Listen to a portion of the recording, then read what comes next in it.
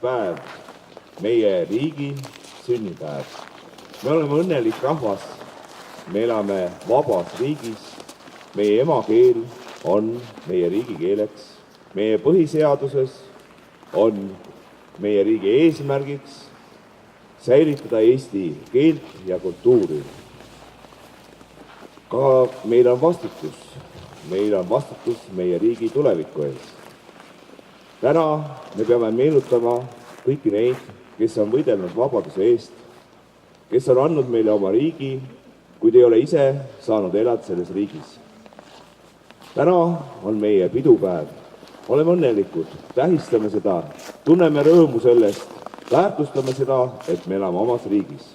Paide linnavolikogu ja valitsuse nimel õnnitlen teid Eesti Vabariigi 93. aastapäeva puhul.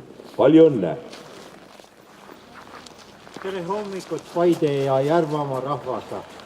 Kaitseliidu Järvamaa maleva ning Paide üksikkompanii poolt õnnitlen teid, kes te siia Paide keskväljakule Eesti Vabariigi 93. sünnipäeva tähistamise varahommikusele lipu hõiskamisele olete kogunenud. See on ilus traditsioon. Tänast pidupäeva on sobilik alustada aga minutilise leinaseisakuga.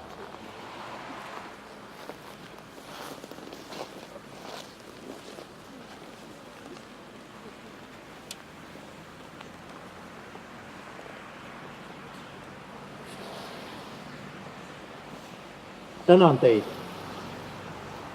Nagu te kõik uudistest kuulnud olete, juhtus Haapsalus mõned päevad tagasi tragöödia, mis nõudis 10 noore inimese elu ja 33 last jäid täiesti kodutuks.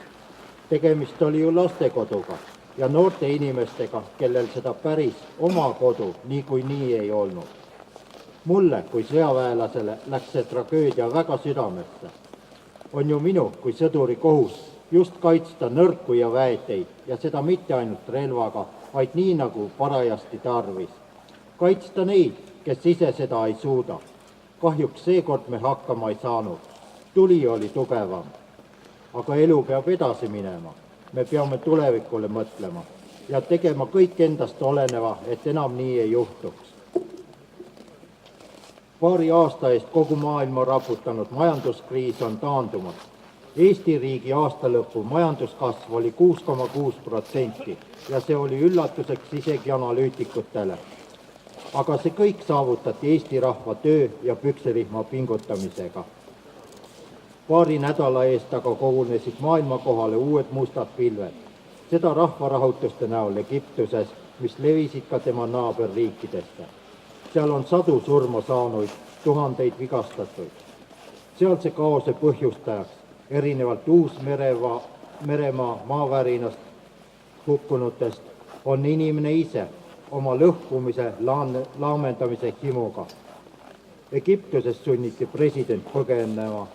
Tema võimu asemel on korra tagamise üle võtnud sõjavägi. Liibüas tulistab sõjavägi rahva pihta. Raske on vahet teha, kellel on õigus, kes on süütu ohver. Tagajärjeks sealsetele sündmustele on igatahes põgenikevoolud naaberriikidesse. Sõdurina loodan ma väga, et Eestis mitte kunagi midagi sellist ei juhtu ja me ei pea tegema valikuid, kas tulistada inimeste pihta või mitte. Öeldakse, et sõda on poliitika jätkamine teiste vahenditega. Kulla poliitikud, siis kui teil sõdurite abi tarvis läheb, olete teie juba ise asjad käest lasknud ja aeg on kõrvale astuda. Kahjuks alati ei sõltu kõik ühe osapoole heast tahtest. Seepärast ongi kaitseväge tarvis. 1918. aasta veebruaris, kui Eesti Vabariik välja kuulutati, lähenes lõunast Saksa armee ja vastloodud vabariik tuli kolida põranda alla. Pool aastat hiljem, kui Saksa väed võimuvahetuse tõttu kodumaale naasid, tuli vastsel vabariigil aga oma olemasolu eest idast läheneva uue vaenlase vastu relvaga võitlusse astuda. Ja me võitsime tookord. Tartu rahuleping on selle kinnituseks. Vahepeal oli küll 50 okupatsiooni aastat, kuid suvel tähistame me juba 20 aasta täitumist taas vaba rahvana. Ilma üksmeele ja koos töötamiseta võivad ajaloo tuuled meid uuesti enda alla neelata. ärge unustage mineviku õppetunde. Sellega lõpetaksin. Ilusat pidupäeva teile kõikidele. Õnnistatud päeva, head hommikut, mis ulatub lõunasse, head päeva kulgemist, mis ulatub õhtusse ja seob meie päevad kokku. Õnnistatud vabariigi aastapäeva, meie riigi sünnipäeva, hea rahvas, sulle soovides nüüd. Aga nüüd on meil aeg ja kohus ja õigus süüdata küünlad ja asetada pärjad